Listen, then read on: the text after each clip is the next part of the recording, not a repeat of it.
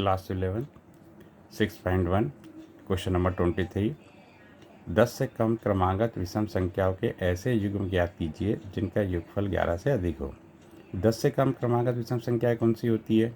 तो 10 से कम क्रमागत विषम संख्या कौन सी होती है? 10 से कम तो 1, 3, 5, 7 और 9 होती है।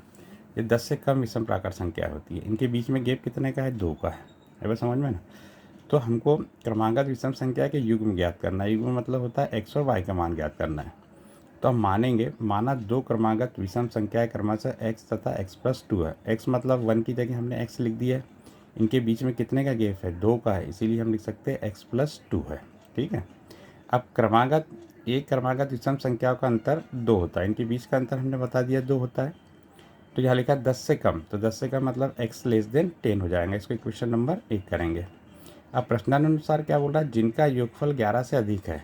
जो हमने विषम संख्या मानी है एक्स और एक्स प्लस 2 दिया है, इनका योग जो होगा वो 11 से अधिक होगा। तो हमने प्रश्नानुसार एक्स लिख लिया, ये पहला नंबर।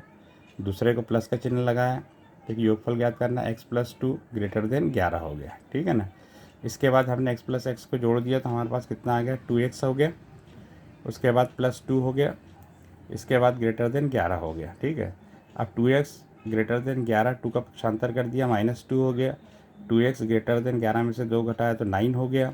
x ग्रेटर देन 9/2, 2 नीचे आ गया। 9 में 2 का भाग दिया तो x ग्रेटर देन 4.5 आ गया। तो 4.5 से बड़ी विषम संख्या लेकिन 10 से कम होना चाहिए, तो कौन सी हो जाएगी? 5, 7 और 9 हो जाएगी।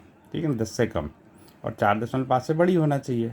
अब इनके हमको क्या ज्ञात करना है? पेयर ज्ञात करना है। तो पेयर का मतलब क्या होता है? एक्स और वाई का मान। तो हमारे पास पहला पेयर 5, 7 का हो गया, दूसरा 7, 9 का हो गया।